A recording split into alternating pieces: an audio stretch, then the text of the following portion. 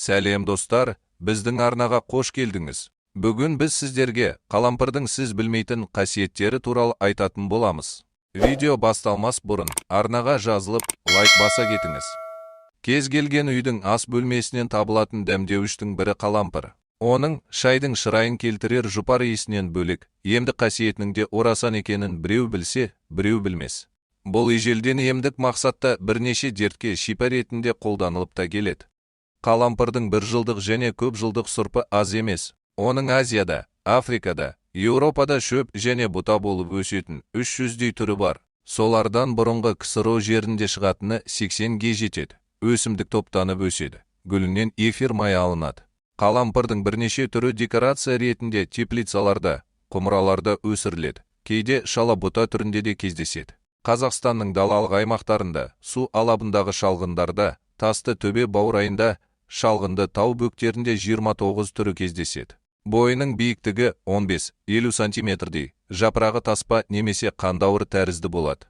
Емдік мақсатта өсімдіктің жер үстіндегі бөлігін гүлдеп тұрған кезінде жинайды. Қалампырдың емдік қасиеті жоғары. Халықтық емде тұнба, қайнатпа ретінде қолданылады.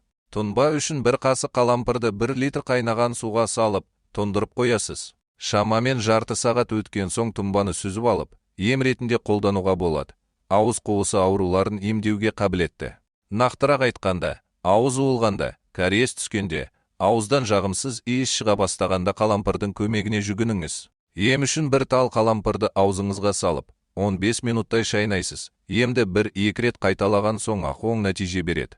Қан қысымыңыз түсіп кетсе, аузыңызға дереу қалампырды салыңыз. 1-2 дана қалампырмен 10 минуттың ішінде қан қысымын қалпына келтіресіз. Тамағыңыз ауыра бастағанда, ангина кезінде, бадамша без қабынғанда қалампыр тұнбасының көмегіне жүгініңіз. Күніне 2 рет тамағыңызды шайсаңыз, ауруыңыздан тез ақ жазыласыз. 13 ғасырдың өзінде қалампырды ауыз қуысының ауырсынуын басуға қолданған. Оған себепші, оның құрамындағы евгенол заты. Сондықтан күнделікті тіс тазартуға құрамында евгенолы бар немесе қалампыр сығындысы бар тіс пастасын қолдануға болады. Тісіңіз қатты ауырса, қалампырдан мынадай дәрі жасауға болады. Әйнек ыдысқа 0,5 шай қасық қалампыр ұнтағын 0,5 шай қасық кокос майымен араластырыңыз. Осы қоспаны тіс щеткамен ауырған тіске салыңыз. Оны күніне 3 рет қолдана аласыз.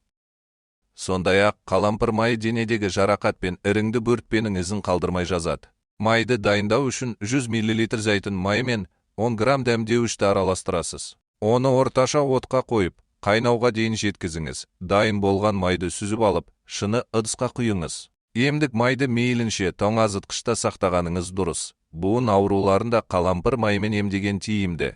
Алдымен майды қыздырып аласыз, сосын ауырған орынға сіңдіріп жағыңыз.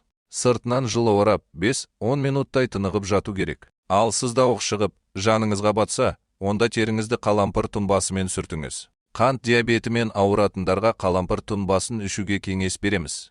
Бұл да өз кезегінде дертіңізге дауа болып, саулығыңызды сақтауға көмектеседі. Қалампыр антисептикалық және ауруды сездіртпейтін қасиеттері арқылы салқын тие мен тұмау кезінде тез сауығуыңызға септігін тигізеді. Қалампырды тағамға қосу ас қорыту жолдарының барлық мүшелерінің жұмысына жақсы әсер етеді. Ол ас қорыту шырындарын өндіруді ынталандырады, тәбетті ашады және тағамның қорытылуын қалыпқа келтіреді. Бұл дәмдеуіш колит, ішек коликасы, метеоризм, диарея және тік ішек ауруларын емдеуде кеңінен қолданылады. Соңғы зерттеулер көрсеткендей, қалампыр раққа қарсы күресте өте пайдалы, олар рак клеткаларының өсуін тежей алады. Тістердің антикарциногендік қасиеттері әлі де зерттелуде. Ғалымдар лейкемияны емдеуге арналған қалампыр негізінде дәрі жасамақ деп үміттенеді. Құрамында дәрумендер көп болғандықтан қалампырдың жүйке жүйесіне тигізетін пайдасы өте зор. Бұл дәмдеуіш физикалық немесе психикалық шаршаудан кейін қалпына келтіру процесін жылдамдатады, стрессті жеңілдетеді, тыныштандырады. Ал сіз қалампырды қолданасыз ба? Комментарийге жаза кетіңіз. Видео ұнаса, арнаға жазылып, қоңыраушаны басыңыз.